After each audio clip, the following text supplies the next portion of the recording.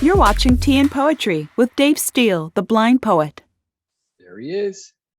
A good afternoon and a good evening. Welcome, everyone, to another episode of Tea and Poetry. My name is Barry Asman, and I have the honor of co-hosting today with the one and only Dave Steele, the blind poet. During the next hour, we are going to talk about some poetry, maybe hear some new poetry for the first time here on Tea and Poetry. And we're going to talk everything about sight loss. And we're excited to have you here. It's great to see Doreen, Sandra, Sandy, Renee, and many others out there. And hopefully everyone is staying safe. Before I hand over the microphone to Dave, just want to go over a couple of the usual housekeeping rules. One, if you would like to join the conversation, all you have to do is raise your hand. And when you raise your hand, that means we're going to bring you on as a panelist. You can come on with video and audio. If you're being shy, just audio. We will take it any way you prefer. So please don't be shy. We encourage everyone to participate. And if you want, you can also send a quick message like Doreen just did through the Q&A. Don't use a chat because for some reason it's like permanently locked. So without further ado, Dave, how are you? Yeah, I just about made it. I've just got back. Literally, myself and the family just kind of walked in the door literally a couple of minutes ago. We've just got back from the beach. Oh, nice. That's why you're burnt. No, it's not been hot here. No. But your face has got some color. Yeah, I think that's just kind of rushing about. I'm just flustered. But yeah, there's been kind of a lot of stuff going on recently, and I want to kind of talk about that tonight. And I think it's important we do. There's a lot of people that kind of, I know Doreen's one who kind of been following some things on social media, some things that I've not spoken about, and I really want to kind of talk about a few things tonight, because if there's any place to talk about these things, tea and poetry is the place. This is the place. So yeah, lots to talk about tonight, but yeah, we'll get to it all in a second. I just want to kind of have a look and see who's about. I know Doreen. What did Doreen put in the chat? I missed that. She just said a quick hello. Just a hi. Yep, that's all. Okay, cool. I see Alison out there. I see Philip. See Sandra. Travis. Absolutely.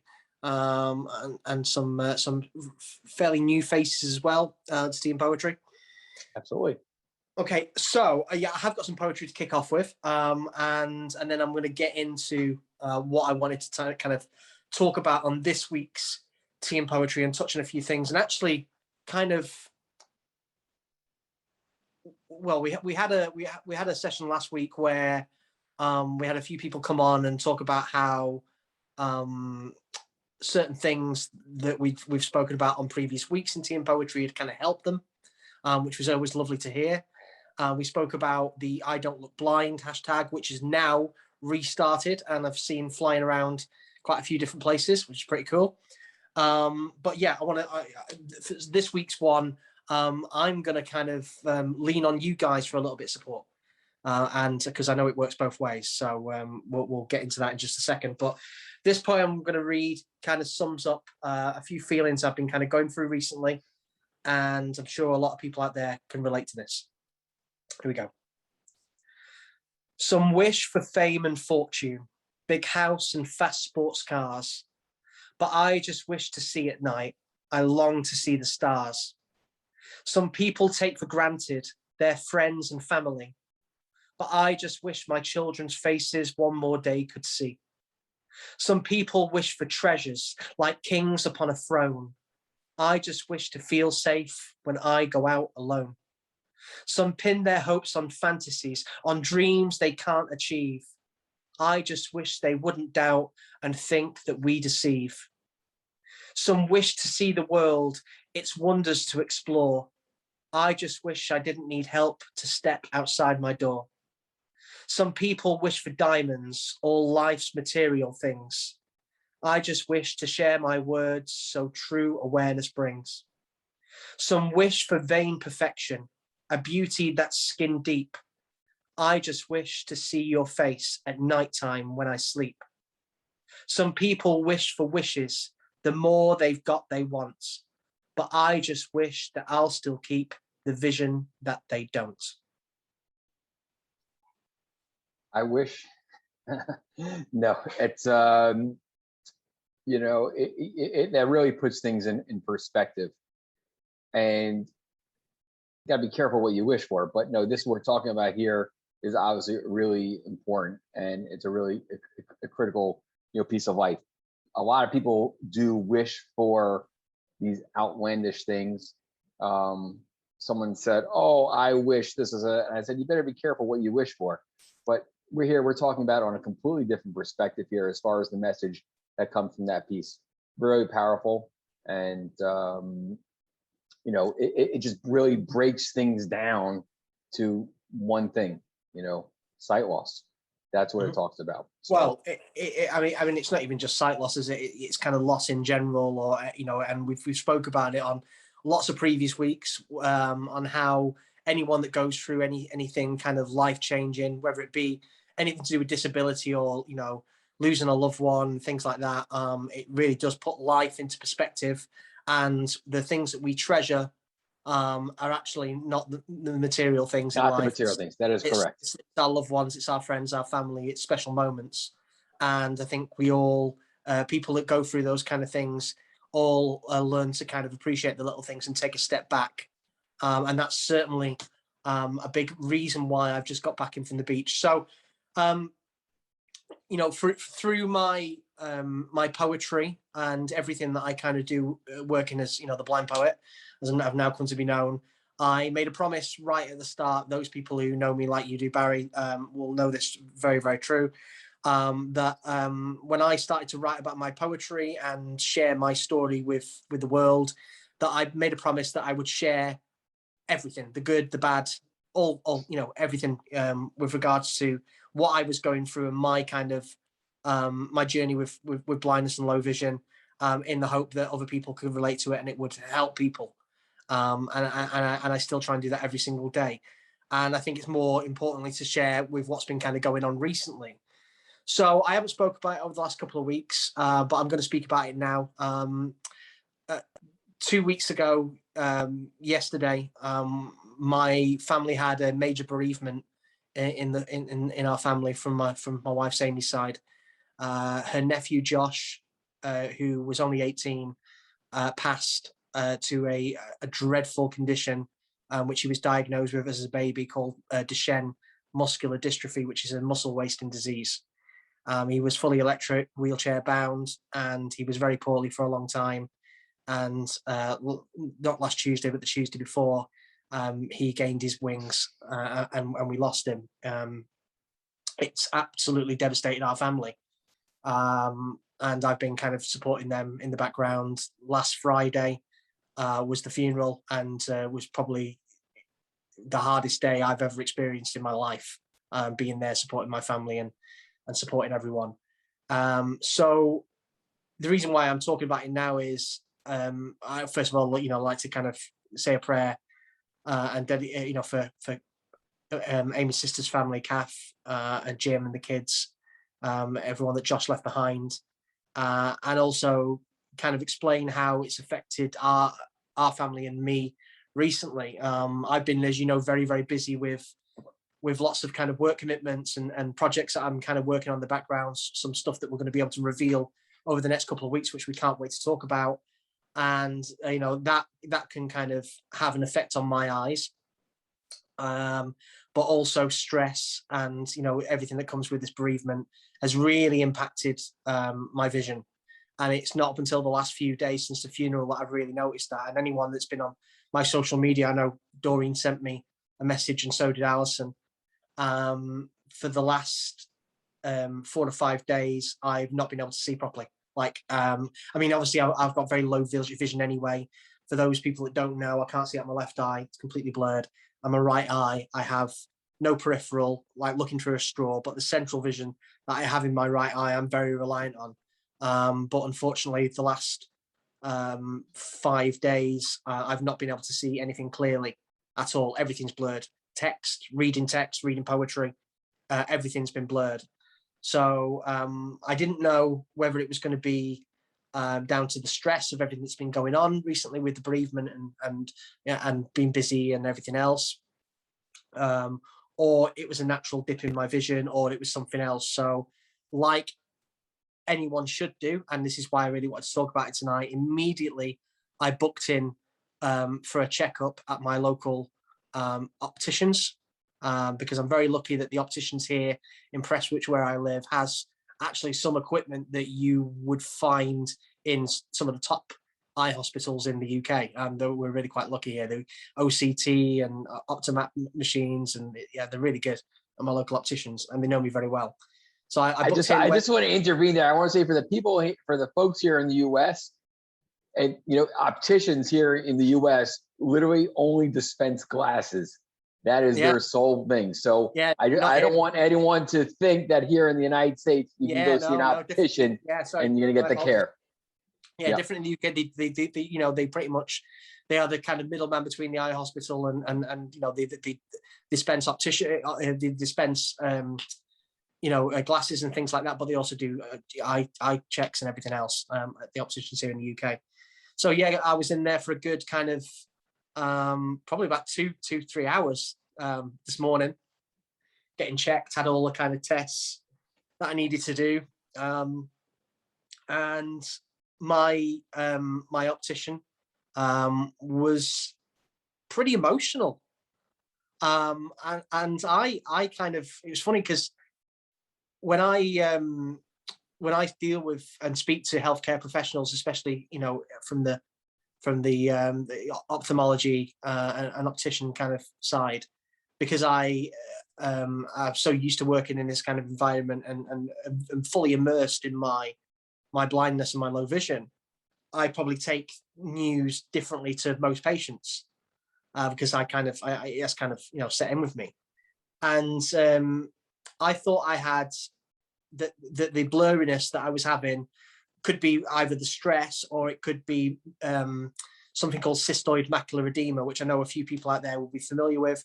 Those people who aren't, it is a common thing that people who have had cataract surgery get it. Also, people with retinitis pigmentosa and other conditions like that can be prone to it as well, where it's basically little pockets of fluid that develop in the back of the eyes, and that causes blurriness and sensitivity. Was that something you had? I remember, was it last year? I know you had a little procedure. I've had it twice. I had it when not long after I was first diagnosed with RP, a mild case, and I had to go on drops, Diamox, which I was on like three or four lots of drops a day for about a year, and it cleared up a mild case of it. And then I had cataracts removed in my left eye 2 years ago, and it came back with a vengeance in my left eye. I was expecting after the cataract surgery to have this big change of being able to see a lot clearer. And actually, after having the cataracts operation, I could actually see less. But that was because I developed cystoid macular edema, a really, really bad case in both eyes, and went back on the drops. So when the blurriness came back, that was one of the things I wanted to get checked on today, because it was very similar to that kind of experience. And they checked my eyes, looked into it, and ruled the cystoid macular edema out, that it wasn't that. And I said to the optician, I said, "Oh, well, I'm quite relieved at that." And she went, "Well, I'm not, because actually, if it was cystoid macular edema, we could probably do something about it. But the fact that it's not means that it's probably one of a couple of things that we can't do anything about."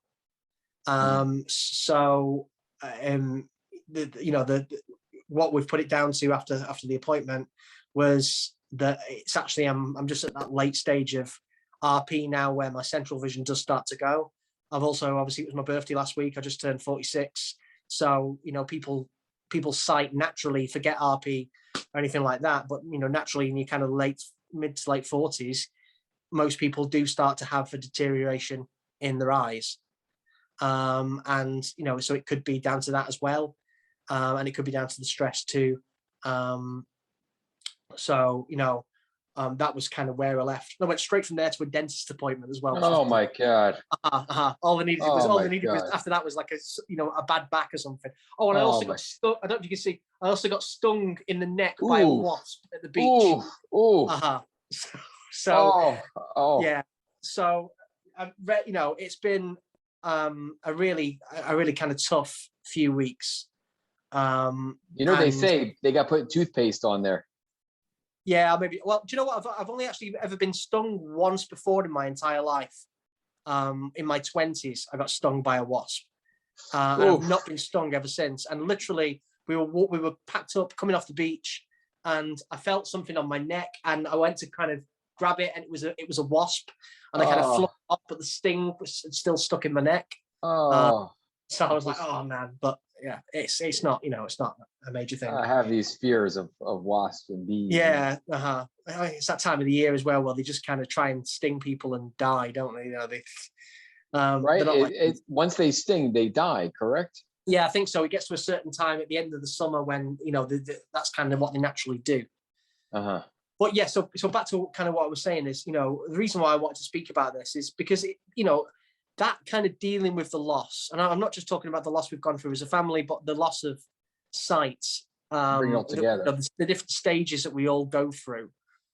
We all naturally get to those stages. I know, recently having a conversation with Alison about this because she's been at that stage. I know there's plenty of others that have been at that stage a long time ago, and these kind of conversations will be all too familiar to them.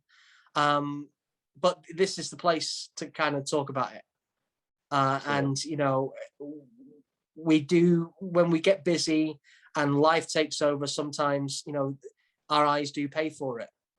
So, as of next week, the schools go back next week here. I'll be moving back into the gym and starting training and eating healthy and starting to look after myself again. And hopefully that will, make a bit of a difference. But yeah, I want to get, I want to hear from people and get their thoughts on that. Before I do that, I want to read you a piece of poetry that I actually put out last night, which basically spoke about exactly how I was feeling going through all that and the way my vision was and how I was starting to panic a little bit, but how eventually kind of the positivity kicks in with me. And I wrote this last night in bed, actually guessing the words while I'm writing it on the iPad because I couldn't see.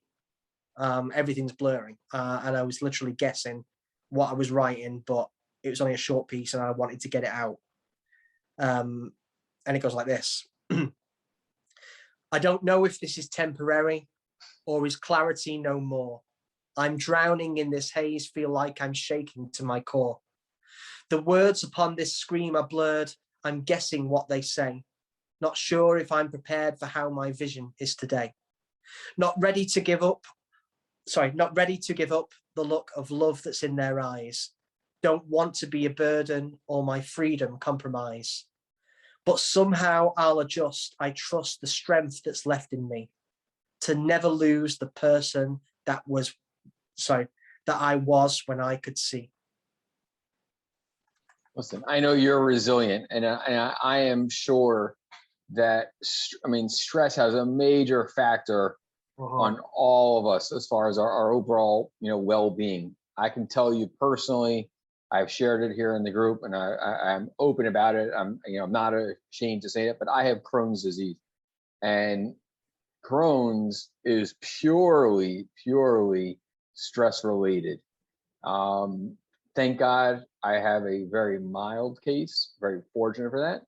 But there are times, not so frequently, but there are times if there is something very stressful going on, could be business related, family related, whatever it may be, stress will create that, internal commotion with my body and, try to bring me down. And, one of the things I always say is that you just got to, keep on pushing, and we will, and we always do bounce back. That's how we are created. We are created to bounce back and to be strong. Totally. And I really am. And, and I always try and stay resilient. And And I always kind of, especially now with the stuff that I do like this, and all my kind of stuff as the blind poet. When I look at the struggles that I go through, as I've said many times before in here, my first kind of thought now is, how can I use this that I'm going through to share it through poetry or a post and help other people that are maybe going through something similar. And I always try and be honest with that and share that in that kind of way that I write. It does get sometimes where, and I think we all have this sometimes, where we just feel like everything's kind of swallowing us up. Yeah.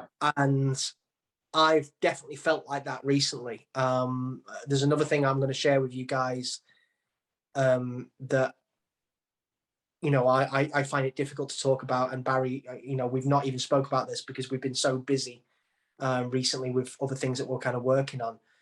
One of the other things that I'm really struggling with at the moment is I've not spoke to my daughter now, Ellie, in about 8 weeks.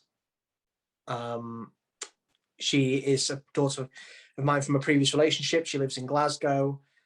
We've not been seeing her regular. She was supposed to be coming down in the summer, but she cancelled the plans to come down at the very last moment because she wanted to go and do something else. And she's kind of, being a teenager with other things going on in her life, kind of stopped speaking to us and forgotten about us.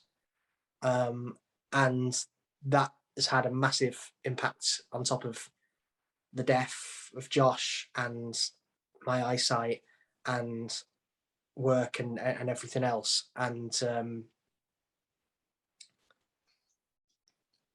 I'm going to talk about it because this is the place to talk about it. And, I keep honest with everything that I sat in bed last night, crying my eyes out, talking to Amy, saying, how can someone think so little of someone, who loves them so much? And it's just really difficult. But I just, I have a teenager and a young adult in the house. These things, I know, I understand. I totally understand, but it's because of the way the situation is about Ellie being in Scotland and us being down here, and Austin, my son Austin is missing her like crazy, and she's not spoke to him for 8 weeks now, and it's when you're trying to console one child and why his sister's not speaking to her, it's very difficult.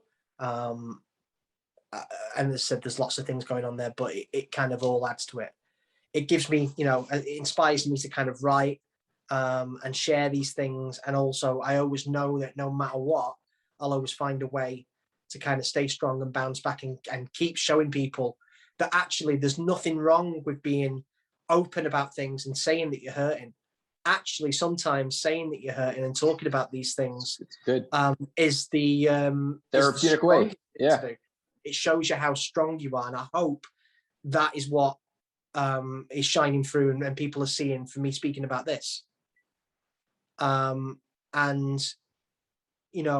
when you have an event like last week, like with the funeral, when I looked around at what other people were going through and other people grieving, and there's always examples of this, in our own worlds, in our own struggles, our own families.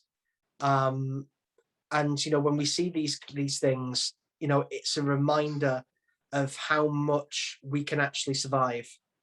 We doubt ourselves naturally, but when we look at what other people, you don't know what you're capable of actually adjusting to and going through until you're actually faced with it. And that's a real amazing trait that we have as humans. And so, we talk about right at the beginning, and this is the point of the conversation, about those people that go through massive kind of changes in their lives, whether it be living with disability, and a loss or something like that. It makes us see the world in that way, that when things like this happen, we appreciate it more and we see the important side of it, which is actually what we are capable of going through. And that is such a precious thing to actually realize in life. Yeah, it sure is. I just want to point out, first of all, Cynthia, welcome back. It's good to see you here. And Cynthia, by the way, Dave, and for everyone out there, the chat is working tonight. The chat is live. I don't know what changes took place, but the chat's working. And I'm going to just share as far as, what Cynthia just shared with us. She's like, we do survive, but we also need, like you are, to share and take time for ourselves. And, that is very important. Absolutely. Absolutely. So I want to throw it out there to people. Anyone wants to come on and ask any questions or anything they want to talk about or anything that I've said tonight that we spoke about already that they can kind of relate to. I'd love to hear from people. Yeah, and if there's something going on in your life that you want to share with this tribe, as Allison always refers to us here, the tribe, please feel free to do so. Doreen, I'm going to read comments. Thank you so very much, Dave, for sharing your personal struggles. We are here for you. As always, you were here for us, just like you were here for us, basically, Doreen saying. We are here for you. Absolutely. Listen, life is not easy. And, we're all faced with all different struggles. A lot of curveballs are thrown at us. So, you got to just stay in that batter's box, that baseball analogy here for the folks here in the US. You got to stay in that batter's box and just really stay strong and, deal with it. It's not always easy. And trust me, we've all been down that road. So I'm sorry for your pain and for the family's pain that everyone's going through. And hopefully, things will calm down.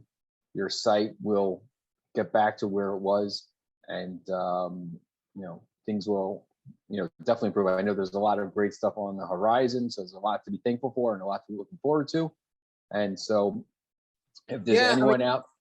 With regards to the sight thing, one of the good things that's kind of coming today is they've said for the first time that actually having some kind of reading glasses is going to help me now. Wow. Because I'm struggling to read bedtime stories with Austin, as I've been doing for years. I think they do. I'm sure they do them in the US. They do things called is it Ready Readers? Is that over the counter readers? Glasses. So I've just ordered some +3 Ready Readers. There you go. Yep, Amazon, exactly. which are arriving tomorrow, which will help me kind of use them, to see the text a bit clearer. And as I said, hopefully with the stress and everything else, things will settle down. But these things with something like RP, it's kind of inevitable. It's kind of part of what happens. So, if I'm not prepared for it, and this is what I tell myself, if I'm not prepared for it, God, who is? So, and I look at people that have, been past that stage and see where they are in the lives, and and that reminds me of, that there's actually nothing to be afraid of. No, there isn't. And I know you're going to pull through and everything will be okay. Oh, I see there are, again, a lot of familiar faces out there, but also a lot of new faces out there. So I want to welcome everyone. And I want to just, say that please don't be shy. Don't be afraid. I know Travis has his hand up. I'm going to bring him on here, and I'm going to bring Travis. I'm going to allow you to talk right now. I'd like to speak to Ken, actually. If Ken would love to come on now. Ken's one of our new callers who sent me a message literally last week with regards to, discovering tea and poetry and my poetry and everything else. And I'd love to kind of hear from some of the new people on the call. Absolutely. We're not gonna just open up the mic to you guys. No. We want to be respectful. So yeah, I'm gonna bring on Travis, and then hopefully we'll have someone will come on and say a few words and especially the new faces. If this is your first time, we'd love to welcome you personally. So definitely. All right, Travis and Ken, I'm going to bring you on right after. Perfect. You are watching live team coverage of the Tea and Poetry Tribe, brought to you by the Botanical Gardens, located in San Luis Obispo, Dairy Creek Golf Course, the Siren El Choro Restaurant, and these fine sponsors. How are you, Travis? Wonderful. How about you guys? Doing good. I'm so happy we got new sponsors. Did they send you the check? Nice one. But no, everything's been great. And actually, I bring this up because for the first time in way over a year, I saw Allison in our local blind group as of last Monday, and we did take a tour of Botanical Gardens actually the other day. Okay. Beautiful. And We did go to the Siren for lunch, which was really good. Nice. So, Yep. Nothing better than getting together, actually, face to face with good friends. Well, and of course, to top it off, you have to have guides in a blind group to do sighted guiding. So, if you're going to go do a botanical garden and everything. Right. Mm-hmm. That is true. That is very true. Yep. So, and how are things doing at the lovely Home Depot? Going great. Starting tomorrow, the Labor Day sales event is going to be starting in our appliance department. Okay. Very nice. Yep. Very nice. I just found out. I'm going to go look at it this week. We got the new LG wash tower on display finally. That new one that just came out this year. It's a new dishwasher? No, wash tower. It's a tower. combo washer. Yeah. So what it is, it's a combo washer and dryer set. So the dryer's at top, but the washer's at the bottom. But it's good in space for washing big loads, but it saves space, so it's not too tall like a stackable, where you have to stack the units together on a kit. Got it. And also it's so smart and state of the art. So if you wash bedding, for example, in the washer, if you start the dryer, it'll already pick the cycle for you because it's so smart, because it senses what you have the washer on. So yeah, that's great. I love when you give us this, these pieces of information. But I wanted to say there was reading an article. I don't remember where it was, but I think it was about technology and even about smart washing machines and smart refrigerators. How technology is being implemented into literally every single thing that we have all these touch points, everything that we touch. And the nice thing about it is that for individuals with sight loss, a lot of these new technologies that are being built into these home goods, if you want to call it, they are very accessible these days. And absolutely. I was actually watching a video on YouTube last night about the potential information leaks on a product that hopefully will be coming out at the tail end of next year, which is the Apple glasses. Which I believe is called the eyeglasses. And this has the potential, for people like ourselves. So imagine, these kind of wearable glasses. And for those people who have limited vision, but obviously for those that don't, there'll be voiceover with this, I imagine, as well. But for those with limited vision, you're wearing these glasses and you can actually see the arrows of your maps directing you to a location where you want to go, which could also be done by voiceover as well, through the glasses. But also things like, and I love this, and I'm sure you're going to find this quite interesting, Travis, is, say, for example, you were in a supermarket and you wanted to make yourself, say, for example, a nice kind of Italian dish, for example. The glasses could point you and direct you to all the ingredients around the supermarket on the shelves that you'd need to make this. So, all this technology is coming very, very soon, and every piece of tech, that I'm hearing about, like the Apple glasses, just have, it's what they call universal technology. So it's universal design. So it's something that can be so meaningful and helpful for people with disabilities, but also used by everyone else, and helpful. And there's a lot of exciting things just around the corner. Yeah, it's so the universal design. I have a friend of mine who used to be with Panasonic, and he was really at the forefront with his position at Panasonic, and he really instituted as far as that universal design, as far as everything that they would produce and everything they produce today has that from the start. So where if it's sight loss or if it's another disability, it's not an afterthought. It's built in to the actual product, to the design from the ground up. And so it's just another way to show everyone how things are really changing, how really things are. I actually did. I don't know if you know this, Barry. I think you probably do. I actually did a project a couple of years ago now for a big company here in the UK, based in Manchester. Actually, they're a company called Brunswood, and they own a lot of kind of commercial properties. Okay. And they hired me, and I worked on this project for a couple of months, where they sent me to various buildings, some new builds, some old builds that had been retrofitted, to do a kind of report on their universal design and their accessibility features. Oh, wow. Seeing it through my eyes. Right. And I was able to kind of point out a lot of things that the designers had completely kind of missed or not even thought of. And you'll find that in a lot of places still, where accessibility sometimes is thought of as either an afterthought or there to tick a box. And actually, it's people like ourselves that can help and are actually, are being employed more within these kind of sectors to really help organizations and businesses see, design and things in a way that they wouldn't be able to themselves. Yeah, absolutely. So, yeah, that's right. I hope you didn't make them knock down those new buildings.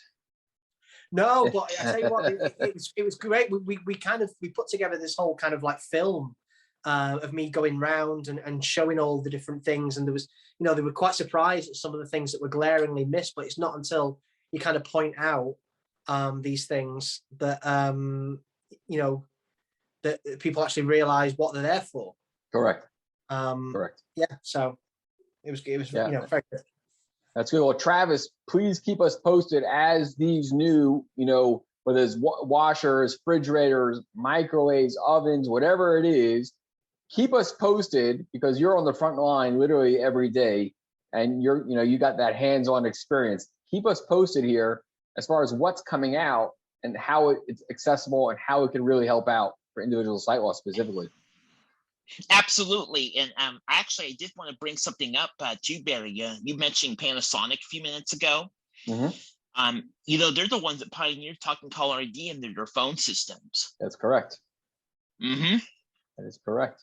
Absolutely. I think that's a really good thing for you to kind of help and contribute with, actually, to Team Poetry, Travis, is actually, when you do get pieces of tech that have some really great accessibility features that about, come on and tell us about them, because I'm sure there'll be people out there listening that would be really helped by knowing, because quite often, there's a lot of tech that's out there, and a lot of us don't get the message or don't get to hear about what these things do and how much of a difference they can actually make in our lives. And I think you were in a prime position to kind of bring us the news on some of those pieces of tech coming through Home Depot.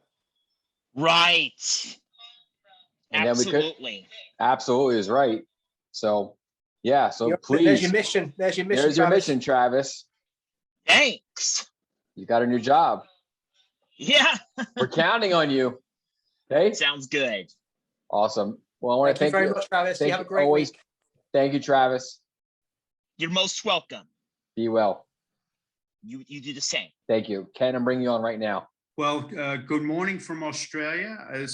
I'm a first time watcher. I saw one of Dave's YouTubes last week and thought it was very interesting. So I thought I'd get up at 6 a.m. My time to watch the show, and here I am. So hey, listen to that. That's really cool. Good morning. Whereabouts in Australia are you, Ken? Melbourne. Nice. Melbourne. Lovely.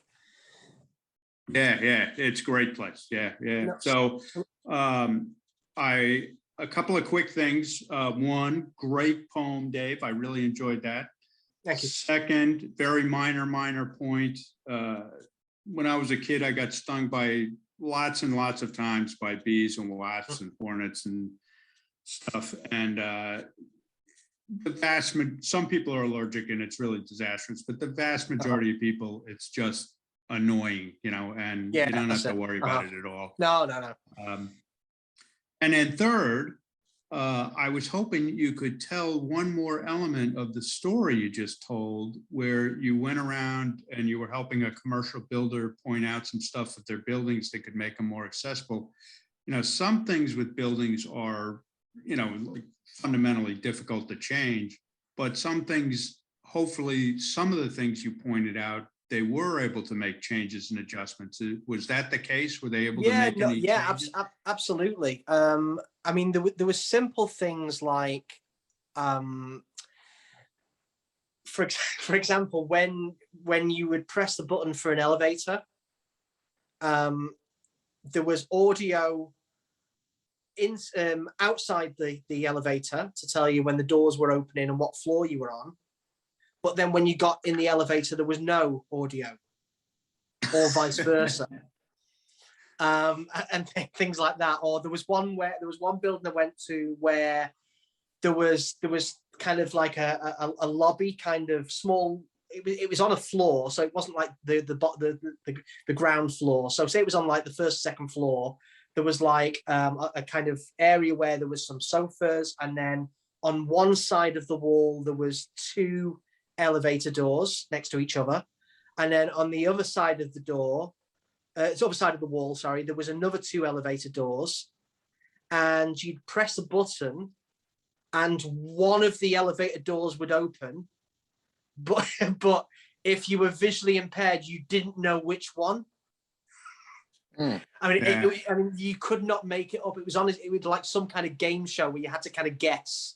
You know, they'd be like, behind you, is it that one? And it was like, these things are such simple fixes, but can make such a massive difference to someone, you know, that's visually impaired. And, you know, things like the flooring as well, and, you know, having tactile flooring, you know, for someone makes a massive difference. So, you know, it's not until we kind of come into this world of being visually impaired that we realize why. I don't know, you know, how different it is in Australia or in certain places in the US, but here in the UK, you know, where there's a crosswalk, there'll be tactile flooring, so it'll get bumpy, so you'll know where the edge is. And that technology that was actually invented in Japan. It's called a Kenji board. Was it really? I never knew that. Yes. Cool. So I mean, when I actually did the project, I learned a lot because I was doing my research on things with regards to universal design, to kind of give me the knowledge to go in and be able to do this, but then found myself quite naturally picking up on things, just seeing it through my eyes, or thinking of someone in a wheelchair.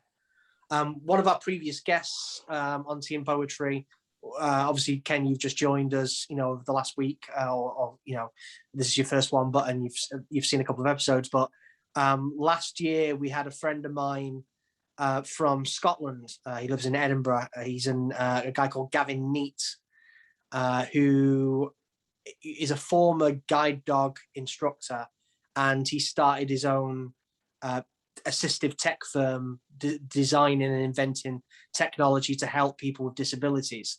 And one of the first things that he created, which has been kind of used in lots of places in the UK now, is this thing called the button. What it does is at traffic lights here in the UK, different types of crossings, there'll be one where there's like a button that you have to press, wait for the lights to change to green for you to cross, and then you'd cross over. But people who have no motor skills and are unable to press the button obviously can't do so and are reliant on others.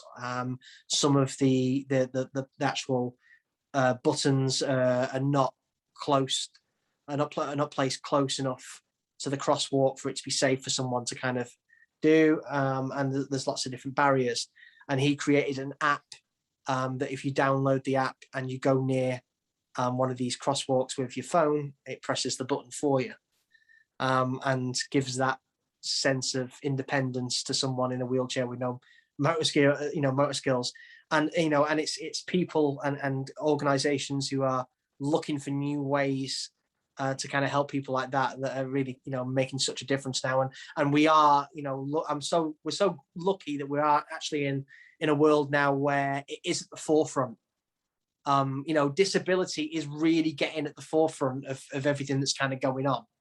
Obviously, we've just had, the Paralympics have just started, Yes. and there's been lots of great great campaigns. I just shared one. Rebecca Alexander shared the same thing literally a couple of days ago. We are 15.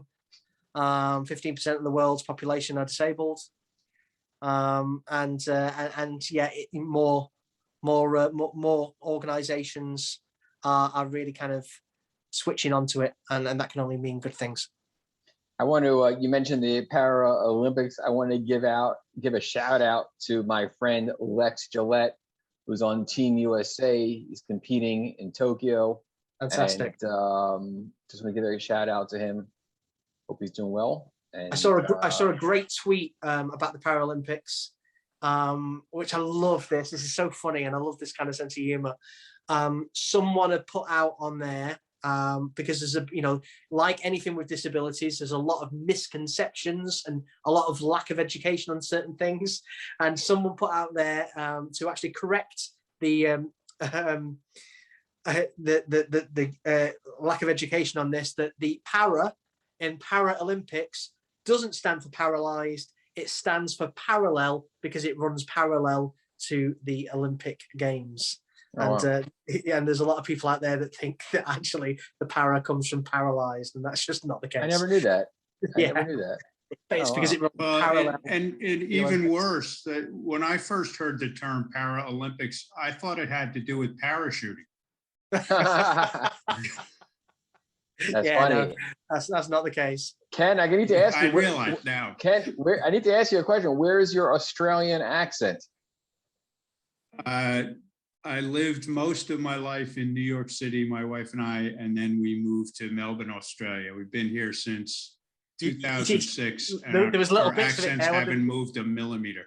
There was both. There was. I could hear New York in there, and then a little Australian twang came out. So. I could hear the New York, but when you said Melbourne, that's where I heard a little bit of the Australian side. But Melbourne is a beautiful city. In fact, I actually have family in Melbourne, and I've had the privilege to visit. It was a very short visit, but I think it was less than, not even a day in Melbourne I spent. Just a few hours. It's definitely on my list. Yes. Yeah, I've got lots of family and friends out in the States. Sorry, in Australia. My books went #1 releases in Australia and in America. Not here in the UK, but I've got a lot of kind of supporters in Australia, and I really love to get over at some point and go and say hello to everyone.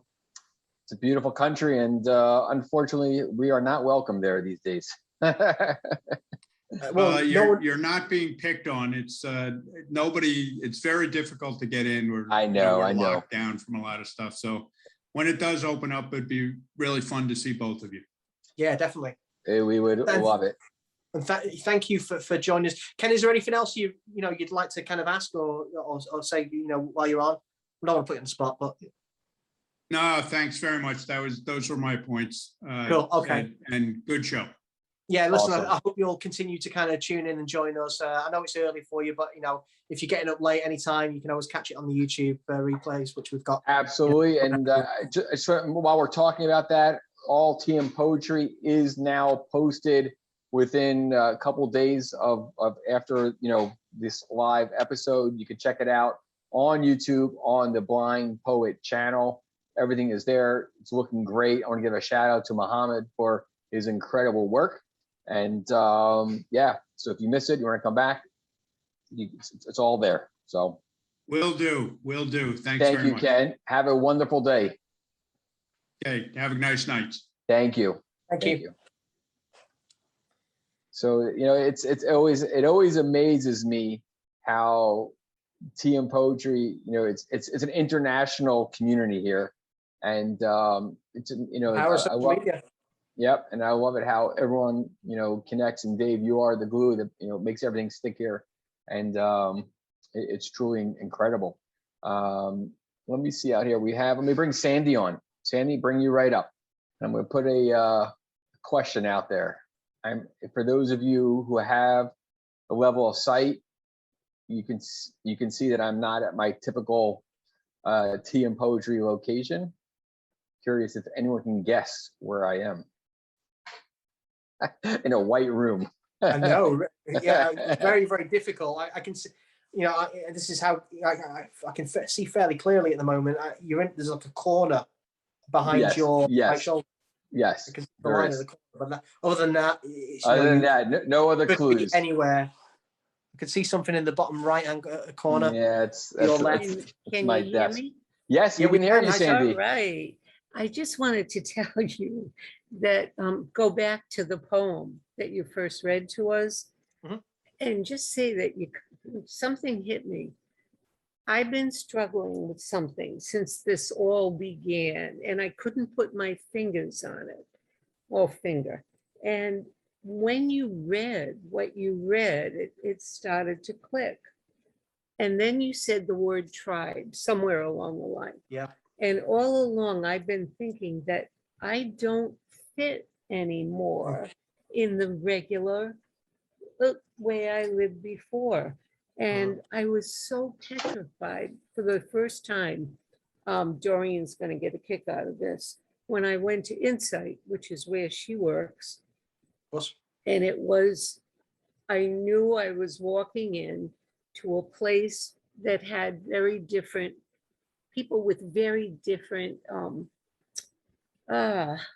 ways of living and looking at things and what's important to them.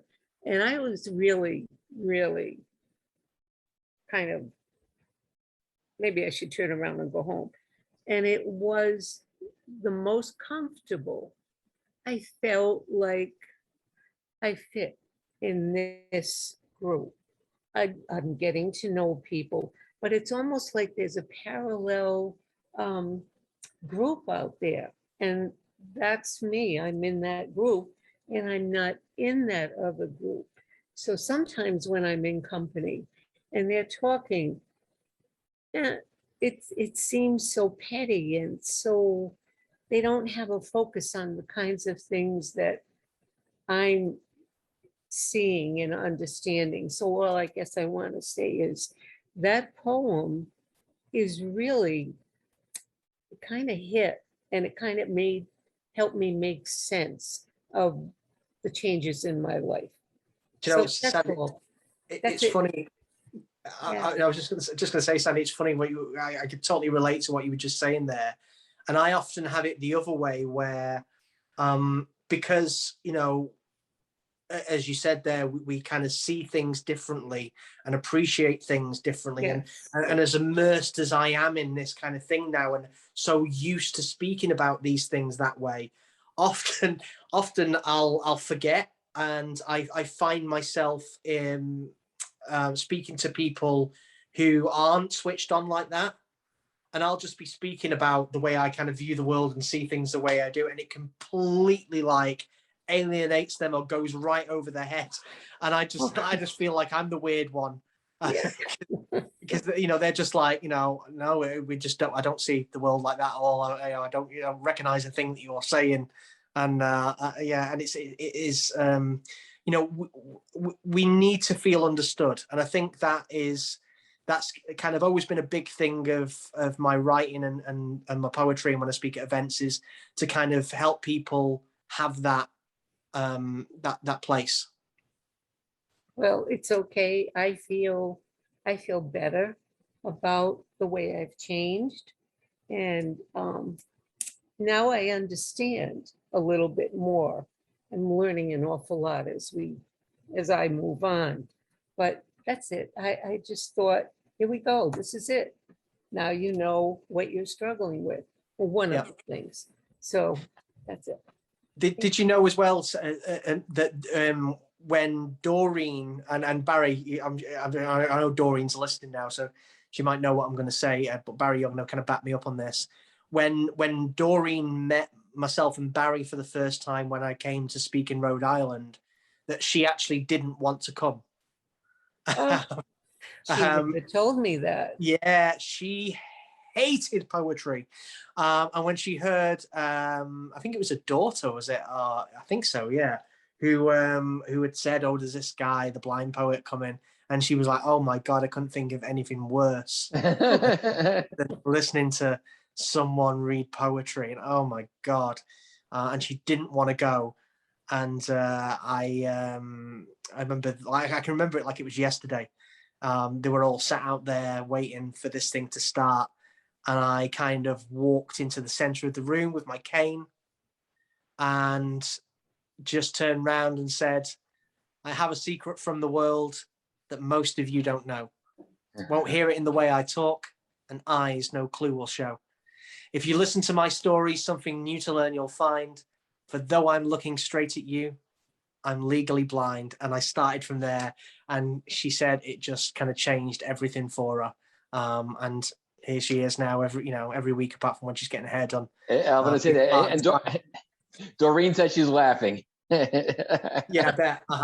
But She's yeah, amazing. so Yeah. it's funny the way these things happen. Absolutely. Absolutely. Yeah. Well, Sandy, thank you so much for coming on. Thank you. And really appreciate your presence. And, it's nice to hear that, week after week, how Dave, the words that you speak, how they're able to make such a, strong impact. And I wish that your words continue to make a strong impact around the globe and, really be able to, sit with many other people out there and make an impact. So I agree. thank you. Take care, Sandy. Thank you. So I can't believe it's already 2 minutes to go. And I was just looking at I had to look down at my computer and see the time. And I was like, it was 4:17 here on the East. And now it's already 4:58. So Dave, do you have another piece of poetry? First of all, before we do that, anyone want to pop in and say a quick hello before we close this episode out? Again, it's been another incredible week here on TM Poetry. If not, Dave, I'm going to leave it to you to close things out, and look forward to seeing everyone again next week. Yeah. So there is something I'm going to close it out with. I don't need to read it from here because it's one that's in my head. And the reason I'm going to close it out on this piece, which I have read a few times on here before, but I know there's some new people. It really kind of fits in with what we've been talking about tonight. And in fact, last night, before I went to these appointments today, and I was really struggling to see the words on my screen and panicking, but also realizing that I knew that no matter what was going to happen today, whatever the outcome may be, that somehow I would find the way to adjust and adapt. And a line from this poem, which I'm about to read, I posted onto Facebook and onto Twitter last night because it reminded me of the strength that I have and that we all have. And it's something that I talk about in a lot of my piece of poetry. And the line that I shared last night, which I'll read you the poem in its entirety in a second, is I've learned to breathe while I still grieve, control these things I fear. And this is called Blind Perceptions. I know there's strength inside of you, though all you feel is numb. Don't be afraid as eyesight fades for what is still to come. You will adjust. In these words, trust. We share these tunneled eyes, a mix of strength and anxiousness. The same in me applies. My shins are full of bruises and my confidence misplaced. At times, self-isolated, felt the world too much to face. So I'm here to remind you, all the times we fail don't matter. There's lots of misconceptions still. Let's remind them of the latter. It's not that complicated. Change how blindness is defined. Let's educate, articulate the many ways we're blind. It's never all or nothing, many shades and different views. Yet there's this stereotype they keep on printing in the news. No wonder some of us have fears when out in crowded place. They see the cane but can't explain why we look them in the face. There's some of us who stay at home, convinced of the excuse that because we don't look blind enough, there's a need to be recluse. Don't waste your life on people whose opinions are way off. Just swipe your cane with courage, hold your head with pride aloft. So never doubt what we're about, despite what some believe. Come join me on my mission and change the way we are perceived. I won't let the haze that fills my eyes consume the rest of me. There's more to life than edge of knife, despite what I can't see. Try not to care as people stare with looks of vague suspicion, but why should I explain to them the terms of my condition? Though it's much simpler to stay home, won't waste another day. Their pity's just an obstacle that's getting in my way. And though I am blind, won't be confined by others' misconceptions, this poetry that spills from me will change their blind perceptions. Though anxious chest and days depressed have far from disappeared, I've learned to breathe while I still grieve, control these things I've feared. My kids look on, not on what's gone, but all each day I teach. For if tomorrow their eyes pay, life's dreams are still in reach.